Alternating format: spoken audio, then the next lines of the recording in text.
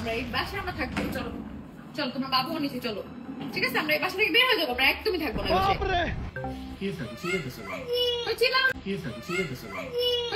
কি করবো আমরা? চলে যাবো, খেলা করতে হবে না। চলো আমরা এক্ষুনি যাবো। বাবুরে দাও, বলছি না যাবো, থাকবো না। আমি বাবুরে দাও, বাবুরে দিয়া তারপরে কথা বলো। কি হয়েছে এবার চিল্লাচিল্লি করতেছো কেন? আগে বলো কি হয়েছে।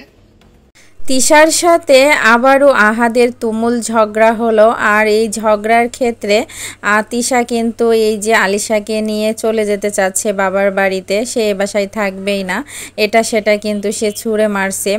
আর এখন কিন্তু একদিন পর পরই আর কি আহাদের সাথে এটা সেটা নিয়ে বিভিন্ন বিষয় নিয়ে তিশার অনেক ঝগড়া হয়। আহাদের এখন একটাই দোষ, সে চতুর্থ বিয়ে করতে গেছে কেন? চতুর্থ বিয়ে করার কারণে, অর্থাৎ চতুর্থ বিয়ে করতে যাওয়ার কারণেই কিন্তু তিশার 2 দিন পর পর এই যে আহাদের সাথে ঝগড়া হচ্ছে।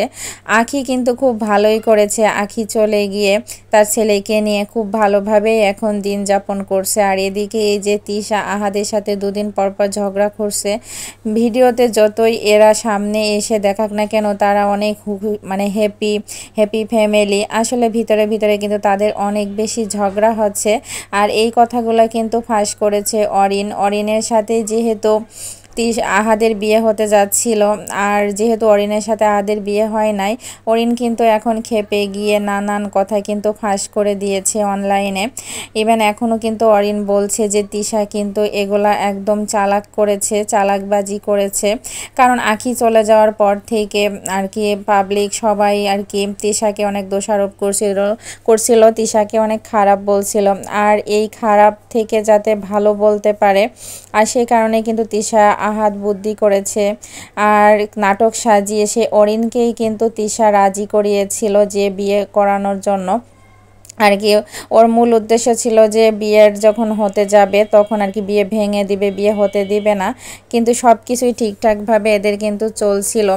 আর ঠিক যখন বিয়েটা হবে সেই মুহূর্তে কিন্তু তিশা রিয়েক্ট করে চলে গেছে এবার তার বাবার বাড়িতে, যে সে আর থাকবে না, আহাদের সাথে সংসার করবে না। আসলে এগুলা তাদের সাজানো নাটক ছিল, যে পাবলিক আসলে যেটা মানে পাবলিককে বোঝাতে চেয়েছে, যে সিম্প্যাথি নিতে চেয়েছে আখির মতো। আখি যেমন আর কি সিম্প্যাথি নিয়েছে, সে কথা কিন্তু তিশায় বারবার বলে যে বাচ্চাকে নিয়ে কান্নাকাটি করে লাইভে এসে সিম্প্যাথি নেয়। আর এগুলা আর কি পাবলিক যেহেতু আখিকে অনেক ভালো বলে, যাতে পাবলিক আখিকে ভালো না বলতে পারে, তিশাকে এখন যদি ভালো বলতে পারে, এটার উদ্দেশ্যেই কিন্তু চতুর্থ বিয়ে করাতে চাইছিল, মানে বিয়ের নাটক করানোর উদ্দেশ্য ছিল। বিয়ে হতে দিবে না, কিন্তু বিয়ে সব অ্যারেঞ্জমেন্ট সব কিছু ঠিকঠাক করবে, যখন বিয়েটা আর কি হতে যাবে তখনই বিয়েটা ভেঙে দিবে, এরকম একটা প্ল্যান করেছিল। আর এই সমস্ত কথা কিন্তু অরিন ফাঁস করে দিয়েছে। মন খারাপের আসলে সব কিছুই নাটক দেখাচ্ছে ভিডিওতে।